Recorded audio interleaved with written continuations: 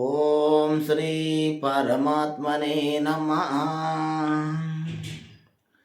ವಿಜ್ಞಾನ ಭೈರವ ತಂತ್ರ ಶಿವ ಪಾರ್ವತಿ ಸಂಭಾಷಣೆ 112 ಪರಮಾತ್ಮನ ಅನುಭವ ಮಾಡುವ ಸಾಧನಗಳಲ್ಲಿ ನಾವು ಮೊದಲು ಒಂದನೇ ಸೂತ್ರ, ಒಂದನೇ ವಿಧಿ, ಯಾವ ರೀತಿ ಶಿವನು ಪಾರ್ವತಿಗೆ ಯಾವ ಉಪಾಯ ಹೇಳ್ತಾ ಇದ್ದಾನೆ ಗಮನದಲ್ಲಿ ಬಿಟ್ಟು ಕೇಳಿ. ಬಹು ಗಂಭೀರ 5,000 ವರ್ಷಗಳ ಪ್ರಾಚೀನ ಗ್ರಂಥ ವಿಜ್ಞಾನ ಭೈರವದಿಂದ ಪರಮಾತ್ಮನ ನೀವು ಸರಳ ರೂಪದಲ್ಲಿ ಅನುಭವ ಮಾಡಿಕೊಳ್ಳಬಹುದು. ಗಮನವಿಟ್ಟು ಕೇಳಿ. ಈಗ ವಿಜ್ಞಾನ ಭೈರವದಲ್ಲಿ ಮೊದಲನೇ ವಿಧಿ ಇದೆಯುತ್ತೆ. ಶಿವ ಪಾರ್ವತಿ ಸಂಭಾಷಣೆ. ಶಿವನು ಹೇಳ್ತಾನೆ, ಉಸಿರಿನ ಒಳಗೆ ಪ್ರವೇಶಿಸುವ ಕ್ಷಣ ಮತ್ತು ಉಸಿರಿನ ಹೊರಗೆ ಹೋರಾಡುವ ಕ್ಷಣದ ನಡುವೆ ಒಂದು ಅತಿ ಸೂಕ್ಷ್ಮ ಶೂನ್ಯ ಇದೆ. ಆ ಶೂನ್ಯದಲ್ಲೇ ಭೈರವನು ಪ್ರಕಾಶಿಸುತ್ತಾನೆ. ಪಾರ್ವತಿ ಪ್ರಶ್ನೆಗೆ ಪಾರ್ವತಿ ಕೇಳ್ತಾರೆ, ಯಾವ ರೀತಿ ನಾನು ಪರಮಾತ್ಮನ ಹುಡ್ಕೋದು? ನನಗೆ ಪೂಜೆ ಬರೋದಿಲ್ಲ, ಧ್ಯಾನ ಬರೋದಿಲ್ಲ, ಜಪ ಮಾಡೋದಿಲ್ಲ. ನಾನು ಯಾವ ರೀತಿ ಪರಮಾತ್ಮ ನಾನು ಹುಡುಕೋದು? ನೀವು ಹೇಳಿ ಅಂದಾಗ ಶಿವನು ಈ ರೀತಿ ಹೇಳ್ತಾ ಇದ್ದಾನೆ, ಉಸಿರಿನ ಒಳಗೆ ಹೋಗುತ್ತದೆ, ಉಸಿರು ಒಳಗೆ ಹೋಗುತ್ತದೆ, ಇದನ್ನು ನಾವು ಪೂರಕ ಅಂತ ಹೇಳ್ತಾರೆ. ಉಸಿರು ಹೊರಗೆ ಬರ್ತದೆ, ಅದನ್ನು ರೋಚಕ ಅಂತ ಹೇಳ್ತಾರೆ. ಈ ಎರಡು ಮಧ್ಯೆ ಒಂದು ಕ್ಷಣ ಇದೆ. ಅಲ್ಲಿ ಇದರ ಎರಡು ಮಧ್ಯೆ ಒಂದು ಕ್ಷಣ ಇದೆ. ಅಲ್ಲಿ ಉಸಿರಿಲ್ಲ, ಯೋಚನೆ ಇಲ್ಲ, ಅಹಂಕಾರ ಇಲ್ಲ. ಅಲ್ಲಿ ನೀನೇ ಇದ್ದೀಯಾ, ಶುದ್ಧ ಚೈತನ್ಯವಾಗಿದ್ದೀಯ. ಉಸಿರು ನಡೀತಾ ಐತೆ, ಒಳಗಡೆ ನಡೀತಾ, ಅದೊಂದು ಕ್ಷಣ. ಕ್ಷಣದಲ್ಲಿ ಅಲ್ಲಿ ಉಸಿರು ಇಲ್ಲ, ಯೋಚನೆ ಇಲ್ಲ, ಅಹಂಕಾರ ಇಲ್ಲ. ಅಲ್ಲಿ ನೀನೇ ಇದ್ದೀಯ ಶುದ್ಧ ಚೈತನ್ಯವಾಗಿ. ಅದೇ ಪರಮಾತ್ಮದ ದ್ವಾರವಾಗಿದೆ.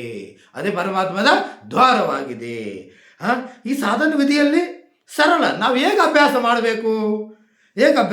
ಸುಖವಾಗಿ ಕುಳಿತುಕೊಂಡು ಕಣ್ಣು ಮುಚ್ಚಬಹುದು, ತೆರೆಯಬಹುದು. ಉಸಿರಿನ ಬದಲಾಯಿಸಬೇಡಿ, ಸಹಜವಾಗಿರಲಿ. ಉಸಿರು ಒಳಗೆ ಹೋಗುವಿಕೆಯನ್ನು ಗಮನಿಸಿ.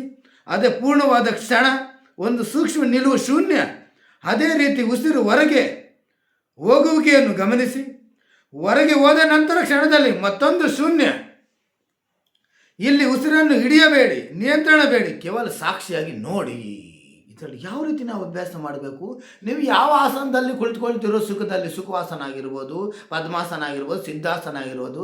ಸ್ವಾಮಿಗಳೇ, ನಾವು ಗೃಹಸ್ಥರು, ನನಗೇನು ಆಸನ ಹಾಕೋದು ಬರೋದಿಲ್ಲ. ನೀವು ಯಾವ ಆಸನದಲ್ಲಿ ತುಂಬ ಜಾಸ್ತಿ ಕುಳಿತುಕೊಳ್ಳುವ ಅವಶ್ಯಕತೆ ಅಭ್ಯಾಸ ಇದೆ, ಆಸನ ಕುಳಿತುಕೊಳ್ಬೋದು. ಕುಳಿತುಕೊಂಡು ಉಸಿರಾಟವನ್ನು ಕೇವಲ ನೋಡಿ.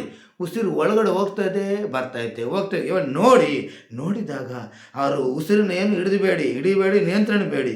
ಆಗ ಆ ಶೂನ್ಯ ಕ್ಷಣದಲ್ಲಿ ಯೋಚನೆ ನಿಲ್ಲುತ್ತದೆ, ನಾನು ಎಂಬ ಭಾವ ಕರಗುತ್ತದೆ. ಒಳಗೆ ಆಳವಾದ ಶಾಂತಿ, ಕಾರಣವಿಲ್ಲದೆ ಆನಂದ. ಇದು ಧ್ಯಾನವಲ್ಲ, ಇದು ನಿನ್ನ ಸ್ವಭಾವವಾಗಿದೆ. ಅವರು ಏಕೆ ಇದು ಅತ್ಯಂತದ ಮೊದಲ ಸಾಧನವಾಗಿದೆ? ಇದು ಏಕೆಂದರೆ ಅತ್ಯಂತ ಮೊದಲ ಸ್ಥಾನವಾಗಿದೆ. ಶಿವನು ಇದನ್ನು ಮೊದಲಿಗೆ ಹೇಳ್ತಾನೆ. ಏಕೆಂದರೆ ಉಸಿರು ಎಲ್ಲರಿಗೂ ಇದೆ. ಸಮಯ ಬೇಕಿಲ್ಲ, ಸ್ಥಳ ಬೇಕಿಲ್ಲ, ಧರ್ಮ ಜಾತಿ ಏನು ಬೇಡ. ಜೀವನದ ಮಧ್ಯೆ ಪರಮಾತ್ಮ ಅನುಭವ, ಜೀವನದಲ್ಲಿ ಇದ್ದು ಪರಮಾತ್ಮ ಅನುಭವವನ್ನು ಮಾಡಿಕೊಳ್ಳಬಹುದು. ಅನುಭವದ ಗಂಭೀರ ಸತ್ಯ. ಈ ಸಾಧನೆಯಲ್ಲಿ ನೀನು ಪರಮಾತ್ಮನನ್ನು ಹುಡುಕುವವನೇ ಕರಗುತ್ತಾನೆ. ಅದಕ್ಕೆ ಇದನ್ನು ಭೈರವ ದ್ವಾರ, ಸಹಜ ಸಮಾಧಿ, ಜೀವಂತ ಬ್ರಹ್ಮಜ್ಞಾನ ಎಂದು ಕರೆಯುವರು.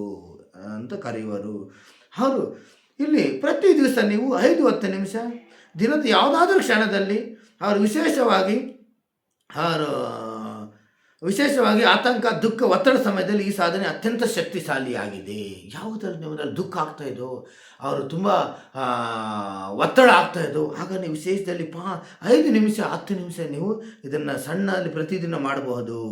ಅಲ್ಲಿ ಈ ವಿಧಿಯಲ್ಲಿ ಈ ವಿಧಿಯನ್ನು ನೀವು ಆತ್ಮ ಸಾಕ್ಷಾತ್ಕಾರ ಹೇಗೆ ದಾರಿಗಳು ಹಳ್ಳವಾಗಿ ನೋಡಬಹುದು. ಆತ್ಮ ಸಾಕ್ಷಾತ್ಕಾರ ವಿಧಿ, ಆತ್ಮ ಸಾಕ್ಷಾತ್ಕಾರ ನಾವು ಯಾವ ರೀತಿ ಪಡೆಯಬಹುದನ್ನು ನೀವು ಸಹಜ ನೀವು ಇದನ್ನು ನೋಡಬಹುದು. ಪ್ರಾಚೀನ ಗ್ರಂಥದಲ್ಲಿ ಕನ್ನಡದಲ್ಲಿ ನಾನು ಸರಳದಲ್ಲಿ ಹೇಳುವ ಪ್ರಯಾಸ ಮಾಡುತ್ತಿದ್ದೇನೆ.